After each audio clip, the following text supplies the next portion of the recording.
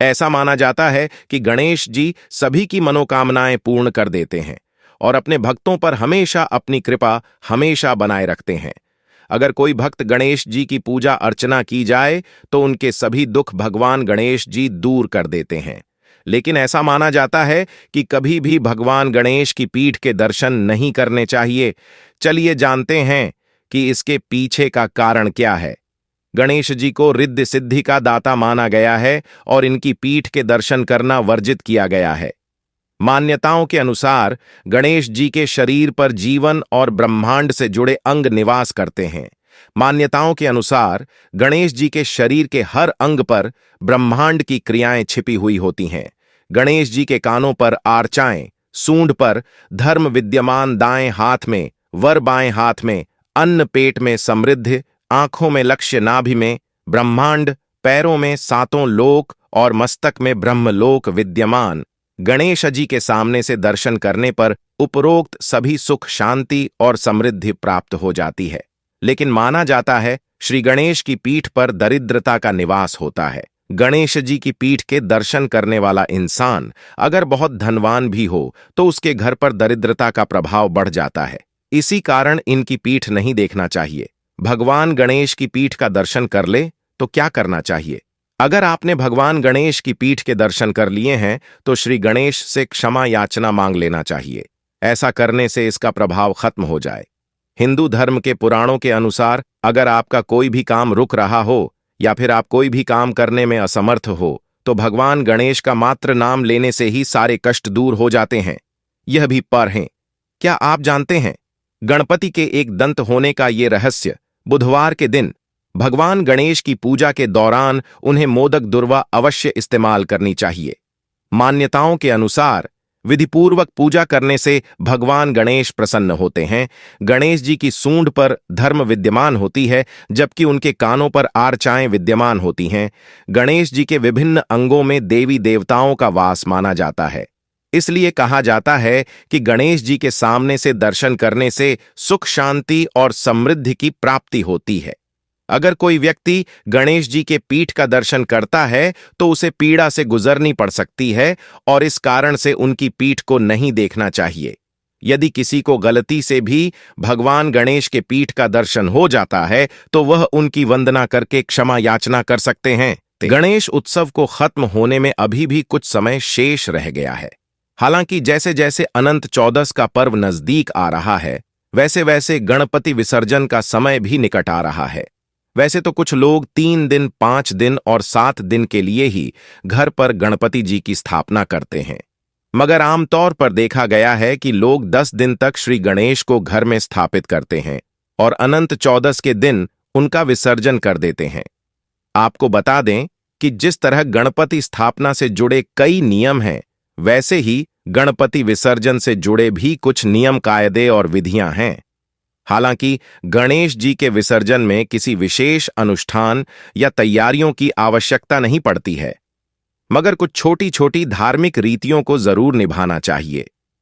इस चर्चा में पंडित जी ने हमें गणेश विसर्जन से जुड़ी कुछ ऐसी आम गलतियों के बारे में बताया जो अक्सर लोग कर बैठते हैं। पंडित जी कहते हैं, श्री गणेश को विसर्जित करना आसान नहीं होता है। यह एक भावनात्मक क्षण होता है। घर से श्री गणेश जी की विदाई आखिर कौन करना चाहेगा, मगर यह तो विधि का विधान है कि जो आता है उसे जाना होता है और फिर से दोबारा आना होता है। इसलिए जब गणपति विसर्जन करें तो इस तरह से श्री गणेश को विदा करें कि वह आप पर और आपके परिवार पर आशीर्वाद की वर्षा कर दें और अगले बरस जरूर लौट कर आएं। गणपति विसर्जन के दिन आपको शुभ मुहूर्त में ही श्री गणेश को विसर्जित करना चाहिए। इस वर्ष गणपति विसर्जन के लिए 5 शुभ मुहूर्त बताए गए हैं। 17 सितंबर को गणपति विसर्जन के लिए सुबह 9:11 से दोपहर 12:20 तक अच्छा मुहूर्त है। इसके बाद दोपहर 1:50 से शाम 3:30 तक भी गणपति विसर्जन किया जा सकता है। आप ब्रह्म मुहूर्त यानी 4:35 से 5:23 तक भी गणपति विसर्जन कर सकते हैं। यदि आप अभिजीत मुहूर्त में विसर्जन करना चाहते हैं तो सुबह 11:50 से दोपहर 12:40 तक कर सकते हैं। इस दिन शाम 4:30 के बाद गणेश जी को विसर्जित न करें, क्योंकि तब तक राहु काल लग जाएगा। विसर्जन से पहले न भूले पूजा करना। श्री गणेश की प्रतिमा को विसर्जित करने से पूर्व आपको उनकी पूजा जरूर करनी चाहिए। इस दौरान आपको गणपति की सभी प्रिय चीजें उन्हें अर्पित करनी चाहिए और जब विसर्जन का समय आए तो उन सभी को एक पोटली में बांध दें और गणेश जी के साथ ही विसर्जित कर दें। इस दौरान आप 10 दिनों में सेवा में हुई भूल चूक के लिए श्री गणेश जी से क्षमा मांग लें। वैसे तो किसी भी पवित्र नदी में गणपति विसर्जन को श्रेष्ठ माना गया है, मगर सबके लिए ऐसा कर पाना संभव नहीं है। ऐसे में अगर आप घर पर ही गणपति जी का विसर्जन कर रहे हैं तो आपको तांबे, लोहे या फिर स्टील के एक बड़े बर्तन में साफ पानी भरना चाहिए और उसमें गंगा जल मिक्स कर लेना चाहिए। इसके बाद आप श्री गणेश का विसर्जन कर सकते हैं। श्री गणेश का विसर्जन करते वक्त प्रतिमा को आहिस्ता आहिस्ता पानी में प्रवेश कराएं। इस दौरान आप श्री गणेश के मंत्रों का जाप भी कर सकते हैं। गणपति विसर्जन के दिन आपको शुभ मुहूर्त में ही श्री गणेश को विसर्जित करना चाहिए। इस वर्ष गणपति विसर्जन के लिए 5 शुभ मुहूर्त बताए गए हैं। 17 सितंबर को गणपति विसर्जन के लिए सुबह 9:11 से दोपहर 12:20 तक अच्छा मुहूर्त है। इसके बाद दोपहर 1:50 से शाम 7:50 तक अच्छा मुहूर्त है। सुबह 10 बजे से दोपहर 1 बजे तक भी गणपति विसर्जन किया जा सकता है। आप ब्रह्म मुहूर्त यानी 4:35 से 5:23 तक भी गणपति विसर्जन कर सकते हैं। यदि आप अभिजीत मुहूर्त में विसर्जन करना चाहते हैं तो सुबह 11:50 से दोपहर 12:40 तक कर सकते हैं। इस दिन शाम 4:30 के बाद गणेश जी को विसर्जित न करें, क्योंकि तब तक राहु काल लग जाएगा। आपको बता दें कि जिस तरह गणपति स्थापना से जुड़े कई नियम हैं, वैसे ही गणपति विसर्जन से जुड़े भी कुछ नियम, कायदे और विधियां हैं। हालांकि गणेश जी के विसर्जन में किसी विशेष अनुष्ठान या तैयारियों की आवश्यकता नहीं पड़ती है, मगर कुछ छोटी छोटी धार्मिक रीतियों को जरूर निभाना चाहिए। गणेश जी के साथ विसर्जित करें। ये चीजें गणेश जी को विसर्जित करते वक्त आपको उनके साथ वह सभी चीजें विसर्जित करनी चाहिए जो उन्हें अति प्रिय हैं। पंडित जी बताते हैं, सुपारी, पान, मोदक, दूर्वा घास और नारियल को गणेश जी के साथ ही विसर्जित कर देना चाहिए।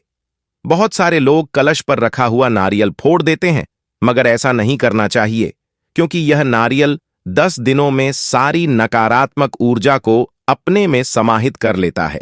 इसलिए इसे गणपति के साथ ही विसर्जित कर देना चाहिए। इस तरह करें विसर्जन। वैसे तो किसी भी पवित्र नदी में गणपति विसर्जन को श्रेष्ठ माना गया है, मगर सबके लिए ऐसा कर पाना संभव नहीं है। ऐसे में अगर आप घर पर ही गणपति जी का विसर्जन कर रहे हैं तो आपको तांबे, लोहे या फिर स्टील के एक बड़े बर्तन में साफ पानी भरना चाहिए और उसमें गंगा जल मिक्स कर लेना चाहिए। इसके बाद आप श्री गणेश का विसर्जन कर सकते हैं। श्री गणेश का विसर्जन करते वक्त प्रतिमा को आहिस्ता आहिस्ता पानी में प्रवेश कराएं।